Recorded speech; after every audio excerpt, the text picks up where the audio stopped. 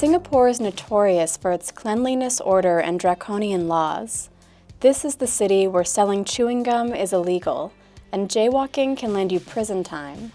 Because of their strict government, Singaporeans are well known for their law-abiding nature. You won't find many rebels here, and that's what makes Samantha Lo so interesting. If you look at us, we're all very self-governing people. We do not dare to step out of line. So for something to be out of line is a big thing. In 2012, when she was just 25 years old, visual artist Samantha Lo was arrested on charges of vandalism. Her crime was stenciling street signs and pasting witty black and white stickers on traffic light crossings. But the real issue was that she had pushed the limits of free speech in Singapore. Lo's arrest sparked a fervent debate. Did her crime really warrant a potential 3-year prison sentence? Could Singapore ever be a creative, cultured society if its people couldn't express themselves?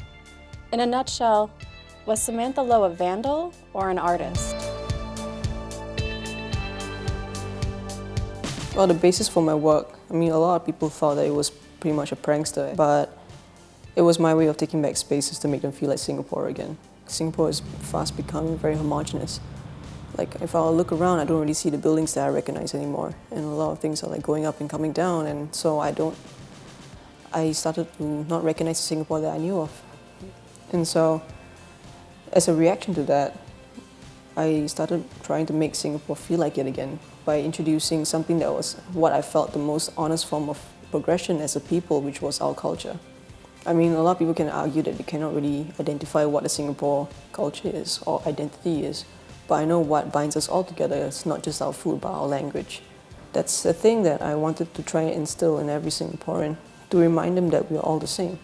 In the ensuing uproar, Lo was dubbed the Sticker Lady for the stickers she scattered around the city.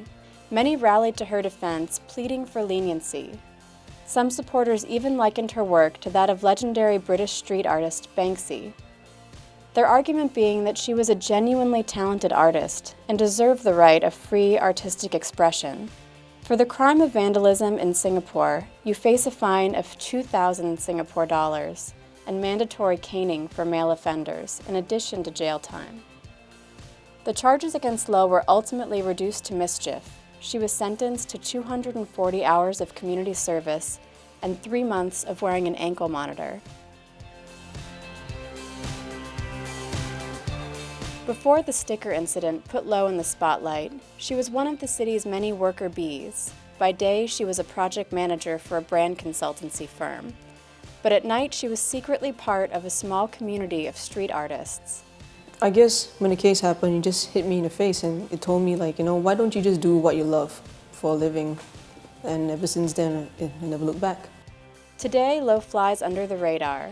She claims not to be as active on the streets, but she's more of an artist than ever, having abandoned her desk job. Now she spends her days sculpting, drawing, painting, and making 3D designer toys. What we do is that we actually sculpt our little toys from scratch. So what you see are actually like 3D artworks. They're pretty small and collectible. Lo's trial didn't soften Singapore's vandalism law, which is still as strict as ever. But the government is meeting artists halfway by putting up legal graffiti walls. In terms of the public perception of street art, I guess they're getting a little bit more open to it when you see more on the streets. And also with the support from the government in terms of opening up more walls for legal spaces for people to practice. And so we can actually improve the skills of our graffiti writers. I really hope it will snowball and get better in terms of the understanding towards the art form. Perhaps future Singaporeans will remember Lo not so much for breaking the law, but for being a fearless artist, something equally remarkable in this ultra-conformist city. For Lo's part, the only remnant of her 15 minutes is a lone sticker hanging on the wall of her studio,